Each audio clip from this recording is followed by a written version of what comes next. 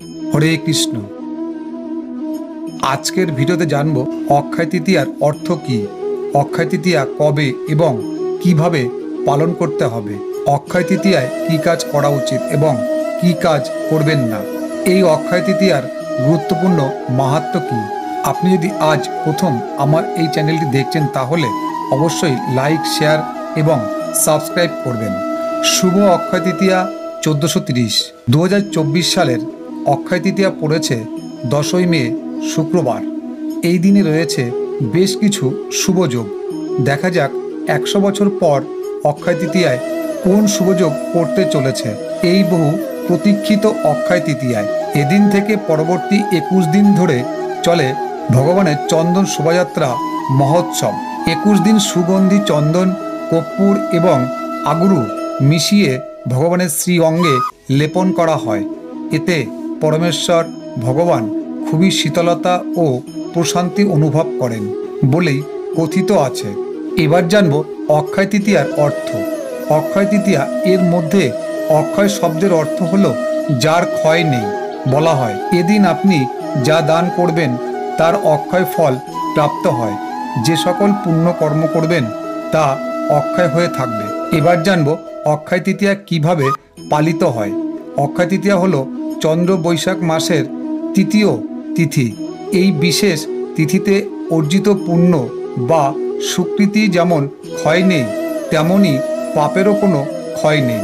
তাই এদিন খুব সতর্কতা সহকারে দিনটি অতিবাহিত করা জরুরি, যেন কোনো প্রকার মন্দ কর্ম না হয়, কারো মনে কোনো কষ্ট যেন না হয়। অক্ষয় তৃতীয়ায় কী কী কাজ করা উচিত? এদিন বেশি করে হরিনাম, জপ, কীর্তন, ভগবত ও ভক্ত সেবা করে দিনটি অতিবাহিত করা উচিত। এছাড়াও খুব সকালে ঘুম থেকে উঠে স্নান করা উচিত। অক্ষয় তৃতীয়ায় ব্রত পালন করা উচিত এবং উপবাস থাকা উচিত। অক্ষয় তৃতীয়ায় কী কাজ করা উচিত নয়? ওই দিন আমিষ আহার করা উচিত নয়।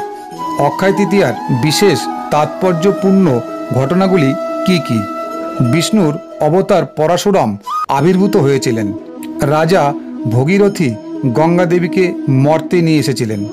গণেশ বেদব্যাসের মুখ নিঃসৃত বাণী শুনে মহাভারত লিখতে শুরু করেছিলেন। চন্দন যাত্রা শুরু হয়েছিল।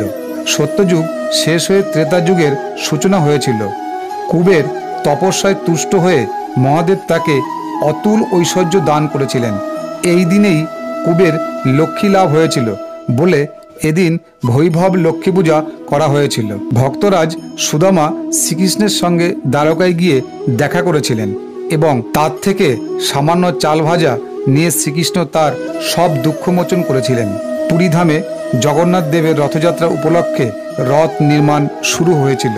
দুঃশাসন দ্রৌপদীর বস্ত্রহরণ করতে গিয়েছিলেন এবং ভগবান শ্রীকৃষ্ণের তার সখীকে রক্ষা করেছিলেন। শরণাগত পরিত্রাতা রূপে এদিন তিনি দ্রৌপদীকে রক্ষা করেছিলেন। সবশেষে কেদার, বদ্রী, গঙ্গোত্রী, যমুনাত্রী যে মন্দির 6 মাস বন্ধ থাকে, এই দিনেই তার দ্বার উদ্ঘাটিত হয়েছিল। অক্ষয় তৃতীয়ায় বিশেষ সেবা সৌভাগ্য। রাজভোগ, গীতাদান, চন্দন, ফুল, ফল ইত্যাদি দান করা অবশ্যই উচিত। সুস্থ থাকুন, ভালো থাকুন। ধন্যবাদ।